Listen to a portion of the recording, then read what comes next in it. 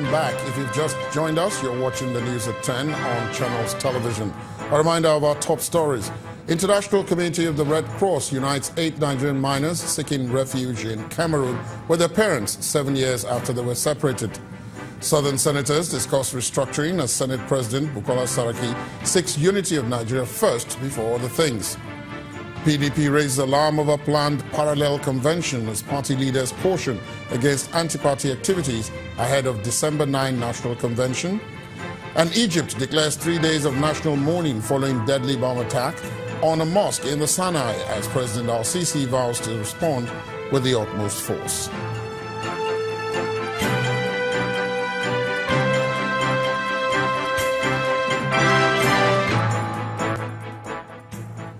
Now, for more on our top stories and others, please visit our website, channelstv.com and youtube.com/channelsweb. You can also watch us on the go on your mobile device. Please log on to m.channelstv.com or download the Channels TV app for Android, iOS and Windows phones from their respective stores. The Channels TV and Channels 24 app will give you access to news and updates. You'll also have the eyewitness feature, so you can share those pictures, videos or news of happenings around you and be part of the news. Just install the app, then tap and swipe to reveal the eyewitness menu and then follow the instructions. And now to the pictures you sent into our eyewitness portal today. Let's begin with this image from Otekile Street in Ika South local government area of Delta State, showing a gully erosion. Our eyewitness says this is dangerous to those living in the area. Still from Delta State is this picture showing the deplorable state of the Ila Asaba Road. Our eyewitness reporter says the road has become a cause of concern for road users who want the state government to help them fix it. Next is this one from Kobo bus stop in Oshogbo, the Osho State capital, showing an abandoned road. Our eyewitness says the road is a major link to some streets, and now residents have to look for other ways to access their homes. He wants the state government to assist the community in making the road accessible. We end with this picture from Kwara State showing the state of a road in Baratin local government area. Our eyewitness reporter says there is a water channel in the middle of the road, and although the residents have tried to fill it with rocks, the road is still a headache for commuters. Thank you for those pictures, and please keep them coming in. The federal government will soon reintroduce the Road Trust Fund to enable private firms partner with it in road construction. The Vice President, Professor Yemi Osinbajo, dropped the hint in Jos, the Plateau State capital, when he attended the graduation ceremony of the senior executive course at the National Institute for Policy and Strategic Studies. Our entire annual budget on infrastructure, it will certainly not have been enough to fill the gap. So, as a government, it was clear to us that the greatest impact would come from efforts of private capital, while we act as an enabler and as a catalyst, creating an environment conducive for investors and businesses. This is why we have revised and prioritized the Road Trust Fund to enable private firms partner with the federal government to build, repair and maintain roads in return for tax credits. Meanwhile, work continues on the overdue second Niger Bridge, the Lagos-Ibadan Expressway, and other major arterial roads like the Ilorin, Jeba, Mokwa, Benin, Gwari, Kaduna Road, and the Enugu-Port Harcourt Road, to mention a few.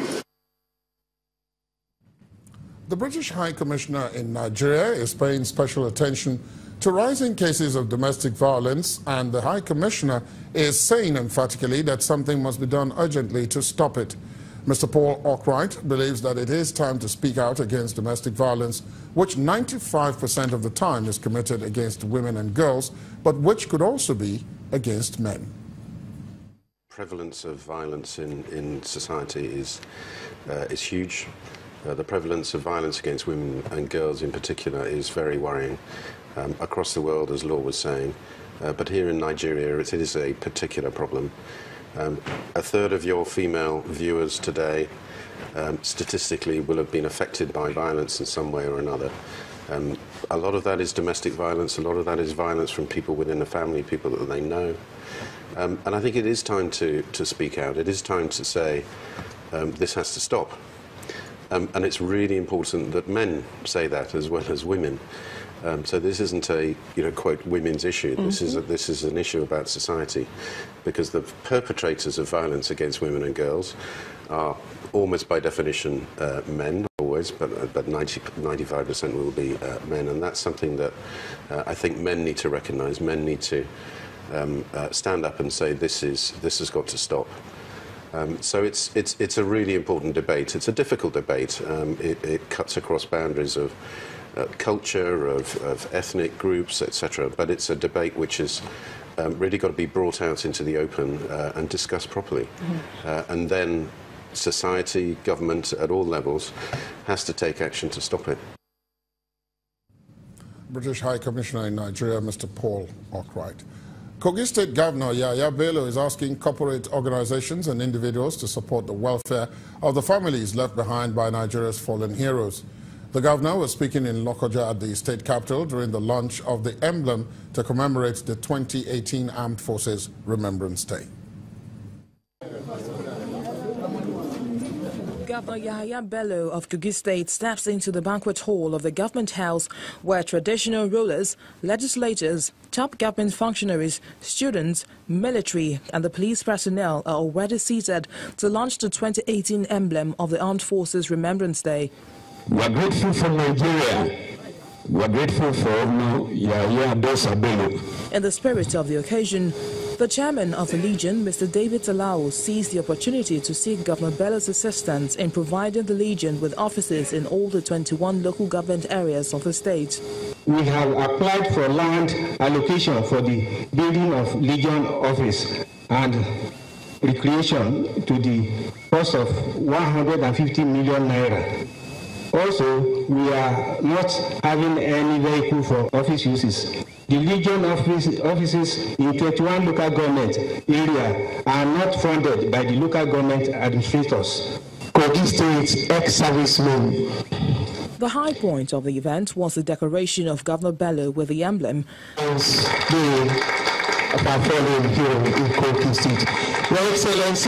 While the governor in turn decorated the top military and paramilitary personnel at the occasion.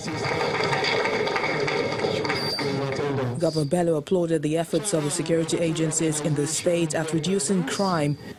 He wants the residents to supply the agencies with information that could unmask criminal elements in the state.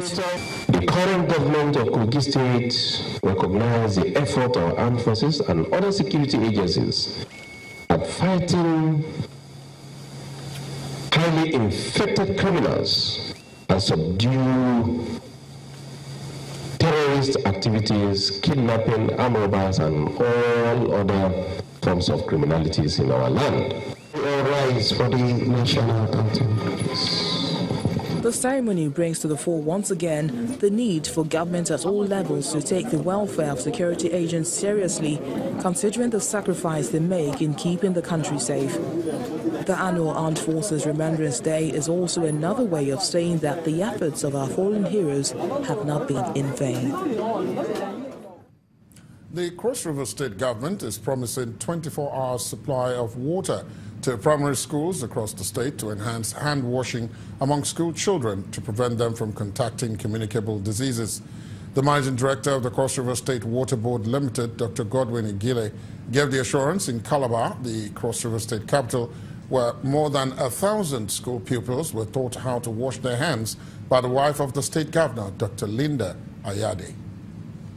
The United Nations estimates that more than 20,000 children under the age of 5 die every day as a result of infection, germs and diseases. What's more, over 50,000 adults also lose their lives yearly following same infectious diseases, which could be avoided by simply washing hands with soap and water or even ash and water. Gathered here are primary school children under the age of 10, and they are taught the benefits of hand washing in order to stay safe from contacting diseases which could lead to preventable deaths. The choice of beginning this campaign with little children is for them to act as change agents by taking the message from their schools to their homes.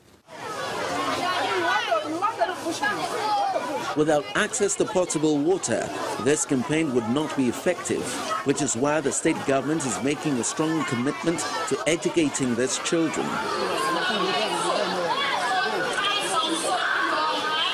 The wife of the Cross River State Governor, Dr. Linda Ayade, is on ground to teach the children how to properly wash their hands.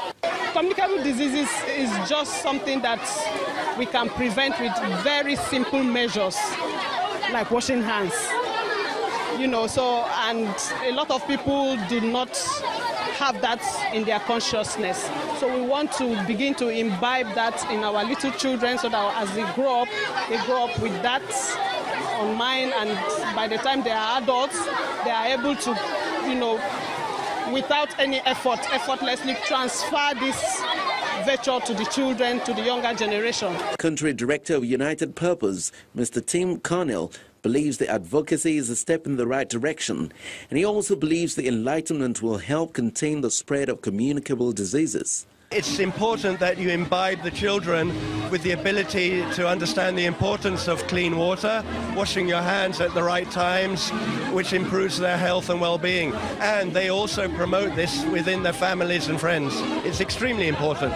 The pupils later demonstrated what they were taught and were supervised by Dr. Linda Ayade.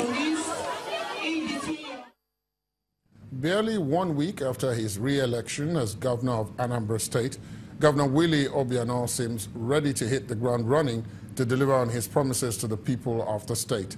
He is promising to complete the 6-kilometer Ifite-Unizik road before the end of March next year to bring relief to the citizens and the entire student community living in that area of Oka. His efforts are still ongoing to complete projects across the state. Early this year, the contract for the construction of the Ifite-Unizik road was awarded to 2 construction companies to help salvage the already deplorable condition of the road. But the construction work was slowed down by the busy nature of the road, which links some communities. And now that the elections are over and the weather a little favorable, aggressive construction has commenced, and the students cannot hide their joy as they recall their experiences on the road. This is completely changing the face of Ifite. And my students are very happy too because the governor listened to us, and the road was not just fixed, but you see also that there is street lights too. According to the Commissioner for Works, the Ifite-Unizik road is not only important to the university community, he also assures them of the timely completion of the project and many other ongoing road projects across the state. The road goes from here to Amansi and links Amansi road that takes off from the express, Enugu-Onitsha Expressway. So it's a very, very important road for the students, for all the people who live here, the lecturers, and other residents. Okay? So I'm glad that barely 4 days after the election and the results, we are back on site. Back on site on this site and back on site in all our sites in Anambra State. The contractor handling the project is confident of the quality of work and raises hope for the students and other citizens in the area that they'll be happy when the project is ready. You can see how quality the road is. The asphalt is good and it's very thick, okay? And I'm assuring the students that they will be happy. The people here believe the construction of the road is a good move by Governor Obianor's government, and they hope it will hasten the economy of the area and boost social life with the complementing street lights. When the news at 10 returns, federal government plans to save 3 trillion naira over the next 5 years from raw materials development. That's on after the break. Please join us again.